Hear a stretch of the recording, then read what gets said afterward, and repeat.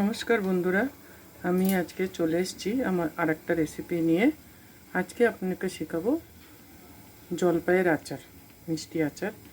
এখানে 250 গ্রাম জলপাই আছে। আমি জলপাইটা ভালো করে ধুয়ে তারপরে বটাগুলো ছাড়িয়ে ঘরের মধ্যে পাকিয়ে নিয়েছি। আমার কাঁচা ছিল। সবসময় আচারটা পাকা জলপাই দিয়ে করলে ভালো হয়। সেদ্ধ করে করলে অনেক সময় কি হয় যে তাড়াতাড়ি নষ্ট হয়ে যায়। তো এখানে হচ্ছে 250 গ্রাম জলপাই আর নিয়ে নিচ্ছি 100 গ্রাম গুড়, গুঁড়ো করা গুড় 100 গ্রাম। আপনারা যে যেরকম খান, অনেকে বেশি মিষ্টি খায়, অনেকে কম খায়। আমি একটু টক ঝাল আর মিষ্টি রাখি। তো এই তো হয়ে গেছে আমার গুড় আর জলপাই। এরপর একটা মশলা বানাবো, সেটা কি করে বানাবো সেটাও দেখিয়ে দিচ্ছি। আমি একটা ফ্রাই প্যান নিয়ে নিয়েছি, গ্যাসটা হাই করে গরম করে নিয়েছি।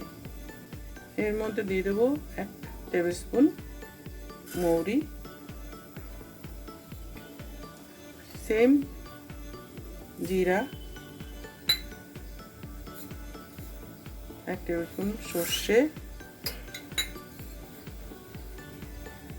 আর হাফ টিস্পুন মেথি, তার সঙ্গে 4টে শুকনো লঙ্কা।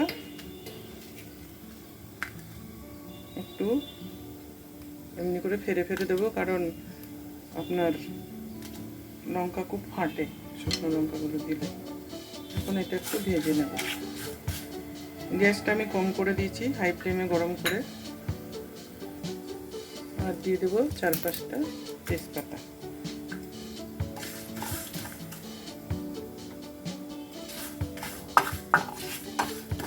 আমি গ্যাসটা একটু বাড়িয়ে নেব, নিয়ে একটু হতে দেবো।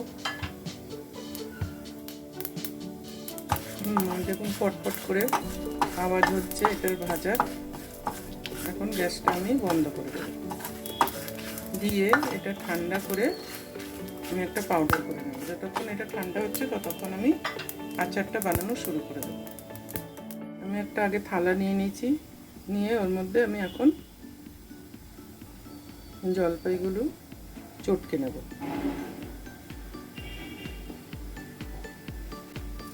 এখন জলপাইগুলো হাত দিয়ে চটকে নেব। কি সুন্দর পেকে গেছে, একদম তুলতুলে নরম হয়।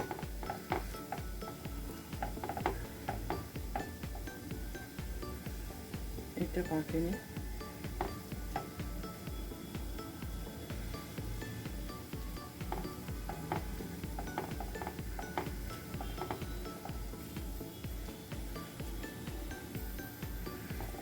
চটকানো হয়ে গেল। এখন গ্যাস অন করে দেব। একটা কড়াই নিয়ে নিয়েছি ছোট দেখে, তার মধ্যে দিয়ে দিয়েছি 3 টেবিল স্পুন তেল আর 2টো শুকনো লঙ্কা চিড়ে দিয়ে দিলাম। আগে গরম করে নিয়েছি হাই ফ্লেমে, যেরকম আমি করি, তারপরে গ্যাসটা কম করে দিয়েছি। তেলটা হাই ফ্লেমে গরম করে এখন দিয়ে দেব ছোট 1 চামচ পাঁচফোড়ন।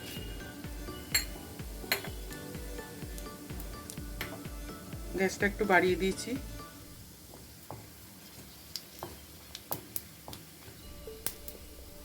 ভালো করে ভেজে নেব। ভাজা হয়ে গেছে লঙ্কাগুলো, ফোড়নটা। এখন গ্যাসটা কমিয়ে দেবো, দিয়ে আপনার এই জলপাইটা দিয়ে দেবো। আগে জলপাই, গুড়টা পরে, কারণ একটু ভাজতে হবে এটাকে। আগে যদি গুড়টা দিয়ে দেন তখন আর জলপাইটা কাঁচা থেকে যাবে, ভাজলেও একটা ভালো গন্ধ থাকবে।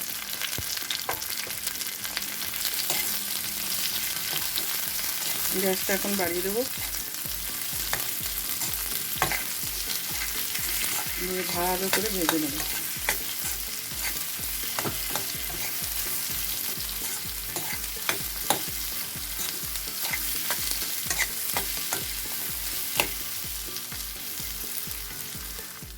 দেখুন এটা ভালোভাবে ভাজা হয়ে গেছে, কালারটাও চেঞ্জ হয়ে গেছে। গ্যাসটা কমিয়ে দেবো এখন। এটা হাই ফ্লেমে করে নিয়েছি 3 মিনিট মতন। কালারটা আপনার চেঞ্জ হয়ে গেলেই হয়ে যাবে। এখন দিয়ে দেবো গুড়।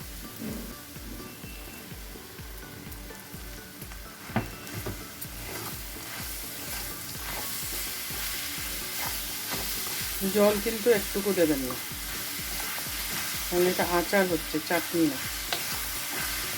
এর আগে আমি মূলো দিয়ে জলপাইয়ের চাটনি দিয়েছিলাম, আশা করি আপনাদের ভালো লেগেছে।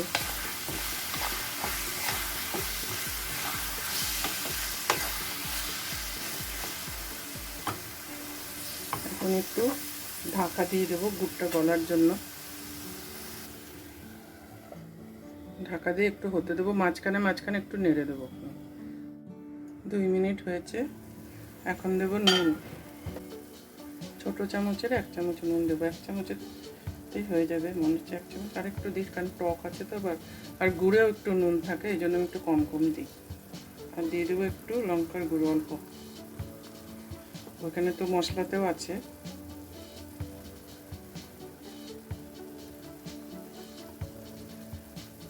দিয়ে ভালো করে মিক্স করে নেব।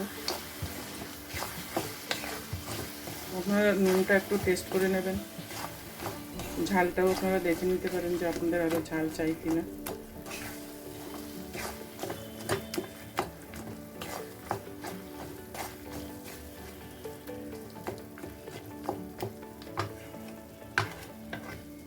আবার ঢাকা দিয়ে দেবো, গ্যাস কমানোই আছে। 2 থেকে 3 মিনিট হয়ে গেছে। এখন দিয়ে দেবো আর একটা জিনিস, 2 টেবিল স্পুন চিনি। আর নুন টেস্ট করে দেখেছি, নুন ঠিকই আছে। এটাও মিক্স করে দেবো।